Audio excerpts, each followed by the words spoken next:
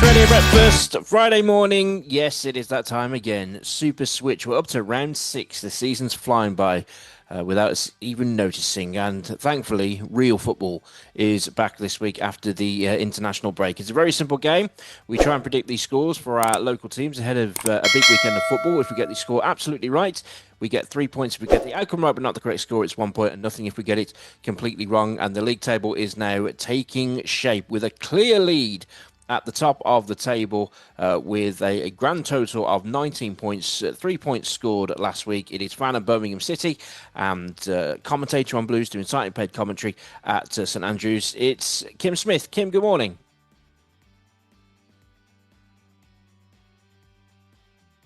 You're on mute. We've made a fabulous start. We're not live or anything. Sorry about that. That's fine. This meeting is being recorded. Dialogue box was still on. So morning, everybody. Morning, everybody. Okay.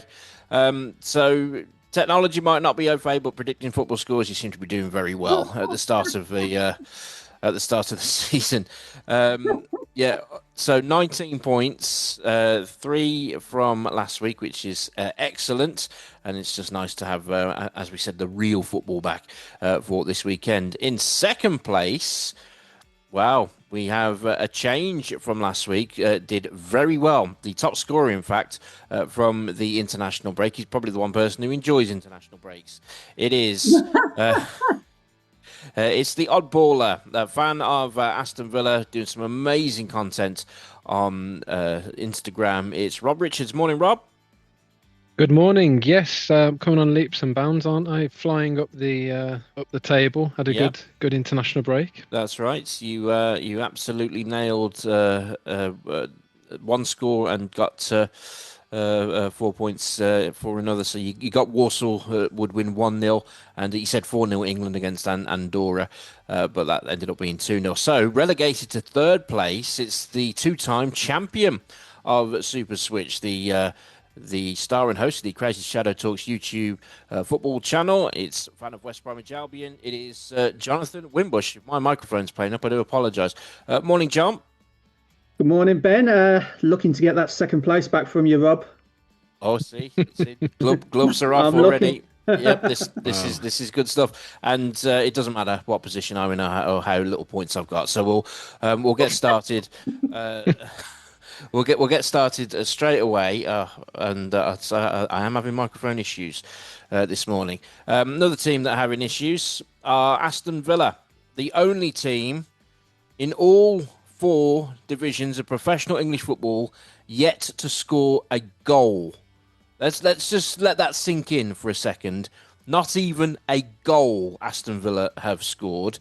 They do have a point, though, thankfully, from the opening day of the season, but it's been very little since they go to the brand new Hill Dickinson Stadium, the home of Everton. This is the most played football ever in English football, the most played fixture ever in English football, Everton against Aston Villa. So there's a bit of trivia that you can share around the pubs later. We'll come to Rob first as a Villa fan. Well, obviously we knew what was going to happen against Crystal Palace. They got through transfer deadline day, and hopefully the signings that were made will freshen things up, hopefully. Yeah, definitely. I think if you'd have told me the day after deadline day we'd be keeping Martinez, bringing in Sancho and Harvey Elliott, if you'd have told me sort of out of context, I thought that would have been quite a good transfer window for us. Well, the deadline at least. But it didn't feel great, did it? And we didn't know if we was even keeping our main goalkeeper until practically the last minute, which is just chaotic all round. But I'm absolutely thrilled with getting Harvey Elliott in, and I don't understand why no other teams came for him, really. Yeah. Which slightly makes me a little bit paranoid. Is there something wrong with him? Why isn't anyone else come with him? Why has he come to us? So we'll see. Well, what you got with Harvey Elliott, you got a player who absolutely shone at the under-21 Euros last season. He will have an eye on the England squad for the World Cup, and obviously that team's going to be more difficult to get into now after what we've seen in Serbia this week. And the only way he's going to do that is to play week in, week out, which couldn't be guaranteed for him at Liverpool. So he's obviously taken an opportunity here. Similar story with Jadon Sancho. I'm a bit reserved on Victor Lindelof, whether it's just the fact that Man United is a basket case and it could be like Marcus Rashford getting out of there. You might see an improved player, but who knows? But Everton, Jack Grealish, on fire, having left Manchester City. It was his birthday this week, up against his boyhood team. I've got a very bad feeling about this, but Rob, will come to you first. Oh well, I didn't realise it was Jack's birthday. We should be okay, possibly if he's on his game. But yes, I do think he will be on his game, and I think this is the first time since he's left Philly he's going to come back to haunt us. Yeah. I think we are going to score first and look improved somewhat. However, I do think Jack will be involved towards the end of the game, and he will get the better of us in the end. I think it's going to end 1-1. 1-1. Kim Smith. Oh, I wonder if this is not going to be a happy day for Villa, and I'm wondering about Villa 1, Everton 2, because I wonder if Grealish will really want to stick the boot in. No, he's not. He hasn't got his heart in. He couldn't do it. It would mean too much to him. I think he'd deliberately miss an open goal if he could. Jonathan Wimbush. Yeah, keep believing that, Ben. I think Grealish will score as well. And I agree with Kim. 2-1 Everton, I'm afraid. 2-1 Everton. Okay. What I'm hoping is that now that the transfer window is closed, Ezri Konsa did an interview just after the Crystal Palace game, just as he was, I think, joining up with England, and he said that the transfer window had killed the club, which I was very disappointed in that comment, because the club is not dead. The club has got a hell of a lot going for itself. They've got the approval to extend the capacity. The club, if the club's on its knees and spiralling downhill, they're not going to be hosting the Euros in 2028. You know, all that's happening is a ridiculous rule that needs to be got rid of, that's stopping teams from competing. So the club hadn't been killed. What I'm hoping is that Ezri Konsa got on the score sheet in Serbia. Morgan Rogers played very well, and Ollie Watkins was effective when he came off the bench in gaining the penalty. And I thought hopefully that will spark Villa's top players into something. I'm going to go 1-1. Heart ruling head. But there we are. We're moving to the Championship. Do you know, I said a couple of weeks ago that all the games kick off at 3:00 and that won't happen again for the rest of the season. Yep. Well, it happened again within 3 weeks because so even that level of forecasting is no good for me. That's why I'm bottom of the table. We're all 3:00, which is good. And I think this will be the last one. I don't think we'd push our luck any other time. But we go into the Championship. Birmingham City. It's starting to be a pattern, which I'll come to Kim on in just a moment. They go to Stoke City, where West Brom were a few weeks ago. Stoke have had a really good start to the season, but now have that first defeat against West Brom. But it seems to me, Kim, having watched Blues at Leicester, I think Blues are going to be more of a home team this season. I think it's going to be Fortress St Andrews, and I think they're going to struggle on the road. I mean, they got the win at Blackburn, but weren't particularly good, and looked like they were well beaten at Leicester. So on the road, it's a different story for Blues this season. Yeah, I think so. And of course, also, we still don't know for definite whether we're going to be seeing Jay Stansfield tomorrow or not. And that might well make a difference to Blues. Not sure who Davies will start with. Obviously, still going with Kyogo at the moment. And it's down to whether players like Marvin Duksh are a bit fitter than they were when they first came in. Oh dear.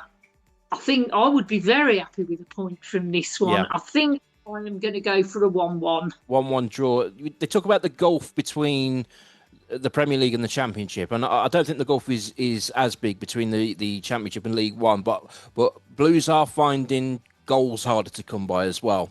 in the Championship. Even games that they've dominated at home. You think of Ipswich on the first day. You think of Oxford as well. That was only a 1-0. Compared to League One, where the goals were flying in, it isn't as easy for them this season. Jonathan Wimbush. I'm going to cause a bit of a controversy here with this statement. But you've already upset the Prime Minister of Andorra. So I think anything else. Be careful what I say. Yeah, your controversy and you go hand in hand. So we kind of half expect absolutely. it. Well, I think Blues may become the victim of collateral damage from Stoke's loss to West Bromwich Albion. Because I was there at the Bet365 a few weeks ago, witnessed that 1-0 win for the Baggies. And basically, the Stoke fans were not happy with the performance. It was a very toxic atmosphere there. Even though it's only their first defeat, obviously, they wanted to keep the 100% record a little longer, and that didn't happen. So I think Stoke might put out a performance here because they will feel that they owe their fans a performance. And I think this is actually going to be Stoke 2-1. 2-1 Stoke. Kim's going to be there as well. Tomorrow. Rob Richards? Yeah, I think both teams have made good starts to the Championship. I think it is a little too early to say the league is catching up with Birmingham, but I think the league is catching up with Birmingham. And I think they'll lose this one. Stoke 2, Blues 1. I don't think we're in any position to criticise any other team when our team has not yet even scored a goal, to be honest. But yeah, I get where you're coming from. I'm, as I say, controversial. I'm going to go 1-0 Stoke. I don't think it'll be a particularly pretty game, but I think Stoke. I think it never is it? I mean, let's be honest. It's Stoke, but just 1-0 to Stoke City. Switch Radio Breakfast, Friday morning. It is Super Switch. There's a pinging icon down at the bottom of the screen. We're on YouTube, we're on the radio. We'd like you to click like and subscribe, and we are looking ahead to a big weekend of football. All games kicking off at 3 o'clock. We're staying in the Championship, a game I'm going to be at. A game that Jonathan Wimbush is going to be at. It's West Bromwich Albion against Derby County. And if it's anything like the last time I was at this match in the spring, it was Easter Monday, and it was turgid and it was terrible. And ultimately, Tony Mowbray paid for it with his job. Of course, they've met in the Carabao Cup at the Hawthorns this season as well. Derby edging a penalty shootout with that one, but I'm hoping for better this time. I'm hoping for more entertainment. And Jonathan Wimbush, how do you feel it's going to go for your boys at the Hawthorns this weekend? Well, I'm still waiting for that therapist number that you have from West Brom Derby games, because I've had it already this season, as Rob well knows as well, because he was there at the Hawthorns with me as well and witnessed everything, all the emotions. But, we are in a much better place now. Definitely, yeah. The manager, Ryan Mason, has come in, done very well, still undefeated, and as we said before, beat Stoke as well, who were then the league leaders. We've got a few more deadline day signings with Charlie Taylor from Southampton and Samuel Illing Jr. from you guys, Aston Villa. That's right. And a couple of loan signings. So we are in a much better position. And I think that will actually help with lifting the Derby curse at the Hawthorns. And I think I'm actually confident about a West Brom Derby fixture. So I'm going to say 2-0. Did you see Isaac Price's goal for Northern Ireland in midweek? I did, yes, I did. It's very good, wasn't it? I'm looking forward to seeing him in the flesh. Yeah. I must admit. Rob Richards. Speaking of flesh, yes, I think it's going to be a highly entertaining draw for you. I'm going to go 3-3. Wow. And I've also got Dele Alli to be announced on social media after the game. Could you explain that? Yeah, I think Dele Alli's going to come in on a free move to West Brom, linking up with his old teammate Ryan Mason. He's going to throw him a bone. One last go, eh? your source for this? Where has this come from? For the listeners, I'm pointing at my nose. I can't say. It's coming out of my nose. Move on. I'm finished. I honestly don't know how to respond to that, Rob. To be honest, but, we'll see. So what's happened is Rob Richards has sneezed, and Dele Alli's Dele Alli is going to play for West Brom. That's It just came to me one evening. He hasn't played any football for about 5 years of note. Okay, it'll be interesting. He's been at Como. He's been over with Fabregas. Quite recently. Okay, I'll be staggered. If you're right, we'll come back next week and we'll say fair enough. But I'll get an extra point. No, you won't. Right. So Jonathan Wimbush, you've said 2-0. 2-0. 2-0. Rob Richards 3-3. Kim Smith. I think I'm going to go for a 1-0 to West Brom. 1-0 West Brom, okay. And I'm going to be at this one. I'm going to go 2-1 West Brom, I think. I think it'll be a good game, and I'm looking forward to seeing, as we say, in the flesh, a Ryan Mason team and what they're all about. Finally, we move to the National League. It's a game that's going to be covered by our award-winning Switchboard team, a game that until a few weeks ago might not have happened. They might have got the week off, Solihull Moors, but it's all been sorted for Morecambe. They've had their takeover, and they will be taking over at. They'll be taking on Solihull Moors on Saturday afternoon, and it's the age-old story, and we all got it wrong in terms of our predictions last week. You sack the manager, you win the next game, and they got a win at Boston, so they've got to follow it up at home this time. I'm going to come to Kim Smith first. I think Moors will do it 2-1 because they've now got a home advantage. Morecambe have got a long way to sort of pick themselves up from, so I think Moors will do it this week. Okay, Rob Richards. Yeah, surely Solihull. They've got to be Morecambe, haven't they? And it's the second game after the manager, and you'll get the shackles thrown off, as they say. So all signs point to a Solihull win. I'm going to go Solihull 1-0. But of course, that does mean Morecambe will win. But I'm not changing my prediction. Solihull 1, Morecambe 0. Jonathan Wimbush. I agree with Rob. 1-0 Solihull win. Morecambe have lost 4 out their opening 5 games. I think it'll be 5 out of 6. So, yeah, 1-0 Solihull. Okay, 1-0 Solihull, and I'm going to go 2-0 to the Moors. Like we said, you can follow it with our award-winning Switchboard team. I just might have broke wind, and I don't mean to put people off their breakfast, but I think that means that Villa are going to sign Messi on a free. If that's or maybe Dele Alli. Maybe Dele Alli, but who knows? There's always a thing about, as long as Martinez is at Villa, we could one day get Messi, as they are. They are the best of pals. Yeah. But there we are. I'm just glad that real football is back after the irritation of the international break, and we'll look at the scores on Monday, and we'll do this all again next weekend here on Super Switch. We ask you to click like and subscribe because we do it on YouTube as well. For Kim Smith, Rob Richards, Jonathan Wimbush, I'm Ben Ellis. We'll see you next week.